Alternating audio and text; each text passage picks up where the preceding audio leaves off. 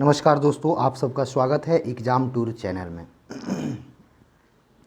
अभी हम लोग क्राउन का सेट लगा रहे हैं। सेट नंबर 3 है, इसमें हम लोग चर्चा करेंगे।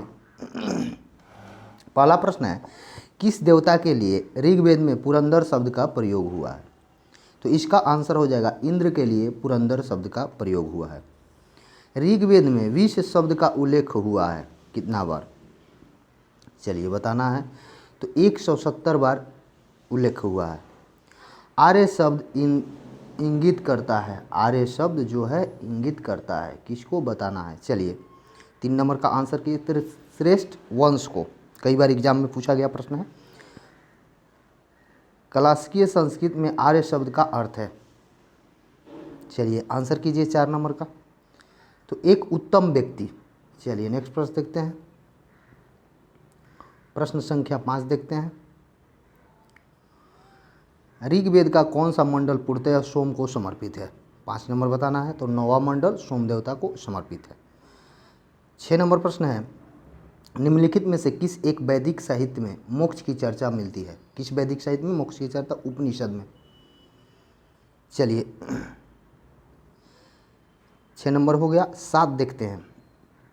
7 नंबर प्रश्न है, धर्म तथा रीत भारत की प्राचीनतम वैदिक सभ्यता के एक केंद्रीय विचार को चित्रित करते हैं। इस संदर्भ में निम्नलिखित कथनों पर विचार कीजिए। पहला, धर्म व्यक्ति के दायित्व एवं स्वयं तथा दूसरों के प्रति व्यक्तिगत कर्तव्य की संकल्पना करता है। रीत मूलभूत नैतिक विधान था जो दृष्टि और उससे अंतर्निहित सारे तत्वों के क्रियाकलापों को संचालित करता है। चलिए आंसर करिए क्या होगा? तो ये उपयुक्त में से दोनों कथन सही है, यानी कि सी हो जाएगा। चलिए नेक्स्ट प्रश्न देखते हैं। प्रश्न संख्या 8 देखते हैं। प्रश्न संख्या 8 क्या कह रहा है, देखिए। प्रश्न संख्या 8 है, प्राचीन भारत में निशाका से जाने जाते थे। चलिए 8 का आंसर कीजिए। तो ये हो जाएगा स्वर्ण आभूषण। निम्नलिखित में किस नदी को ऋग्वेद में मातेमा देवी ताम एवं नदी ताम संबोधित किया जाता था? चलिए किस नदी को? 9 नंबर प्रश्न का आंसर करिए। तो सरस्वती नदी को। नेक्स्ट प्रश्न है 10 नंबर, आयुर्वेद अर्थात जीवन का विज्ञान का उल्लेख सर्वप्रथम मिलता है। 10 नंबर प्रश्न का आंसर कीजिए। तो ये ऋग्वेद में मिलता है। नेक्स्ट प्रश्न है 11 नंबर, प्रतिलोम विवाह तब माना जाता था। प्रतिलोम विवाह से क्या संबंध समझते हैं, या प्रतिलोम विवाह कब माना? जब बी नंबर आंसर होगा, जब उच्च वर्ग की नारी निम्न वर्ग के पुरुष के साथ विवाह कर लेती थी तो उसे प्रतिलोम विवाह कहा जाता था। चलिए नेक्स्ट प्रश्न है, प्रश्न संख्या 12 है, आर्यकालीन शब्द अधिवास से संबंधित था। चलिए 12 में, एक कमर के ऊपर पहनने वाले वस्त्र को अधिवास कहते थे। चलिए 13 नंबर प्रश्न देखते हैं। 13 नंबर में क्या है? 13 नंबर, निम्नलिखित में से वह दस्तकारी कौन सी है जो आर्यों द्वारा व्यवहार में नहीं लाई गई थी? चलिए 13 नंबर प्रश्न का आंसर कीजिए। तो लुहारगिरी नहीं लाया गया था, बाकी सब लाया गया था। चलिए 14 नंबर प्रश्न है, महाभारत मूलतः किस रूप में जानी जाती थी? महाभारत किस रूप में? तो जय संहिता के रूप में जानी जाती थी। पुराणों की संख्या कितनी है ये बताना है। 15 नंबर, तो पुराणों की संख्या 18 है। चलिए नेक्स्ट प्रश्न देखते हैं। 16 नंबर, 800 से 600 ईसा पूर्व का काल किस युग से जुड़ा है? 800 से 600 ईसा पूर्व के, तो ब्राह्मण युग से जुड़ा हुआ है। नेक्स्ट प्रश्न है, ऋग्वेद की मूल लिपि थी। चलिए 17 नंबर प्रश्न का, तो ब्राह्मी लिपि थी ऋग्वेद की मूल लिपि। चलिए 18 नंबर प्रश्न देखते हैं। ये बहुत बार पूछा गया है, निम्नलिखित में से किसे भारतीय परमाणुवाद का जनक कहा जाता है? चलिए आंसर कीजिए 18 नंबर का। तो महर्षि कारद को कहा जाता है, सी नंबर आंसर होगा। 19 नंबर प्रश्न है, ऋग्वेद में अघन्य यानी वध योग नहीं है शब्द का प्रयोग किसके लिए किया गया है? चलिए 19 नंबर का आंसर कीजिए। तो गाय के लिए किया गया है। नेक्स्ट प्रश्न देखते हैं। 20 नंबर प्रश्न है, सबसे पुराना वेद कौन सा है? तो ये ऋग्वेद हो जाएगा। अगला प्रश्न है 21 नंबर, निम्नलिखित में से कौन सी स्मृति प्राचीनतम है? कौन स्मृति प्राचीनतम है इसको बताना है, तो मनु स्मृति हो जाएगा। नेक्स्ट प्रश्न है 22 नंबर, किस देवता में सभा को नरिष्ठ कहा गया था?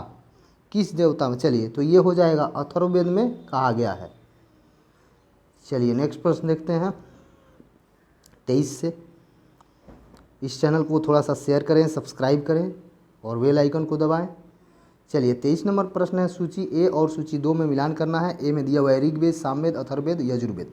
चलिए मिलान करना है, तो ये आपका हो जाएगा ऋग्वेद जो है ऐतरेय, ठीक है, और उसके बाद सामवेद जो है ये हो जाएगा आपका पंचविश।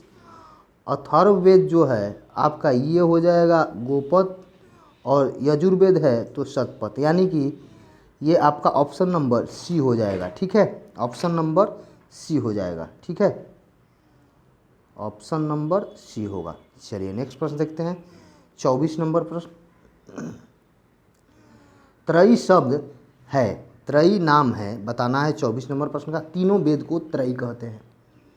चलिए नेक्स्ट प्रश्न देखते हैं, 25 नंबर।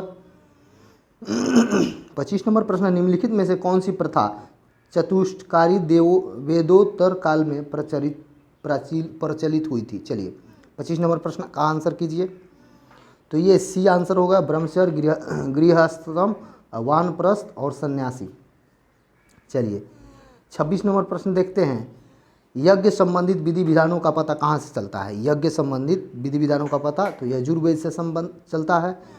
27 नंबर है, ऋग्वेद में उल्लेखित यौ शब्द किस कृषि उत्पाद से संबंधित है। चलिए 27 नंबर, तो ये जौ से संबंधित है।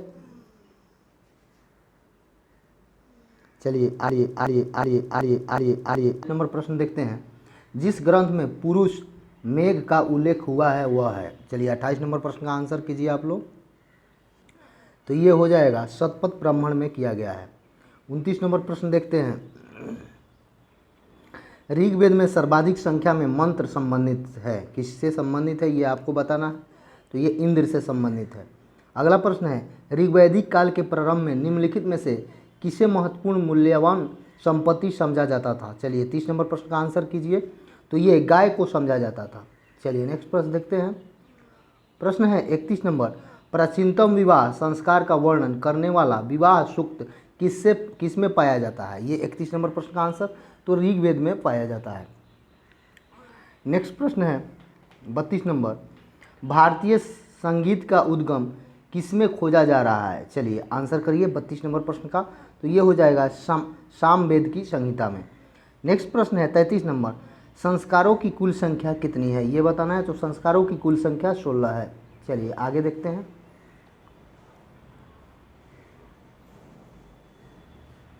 आगे देखते हैं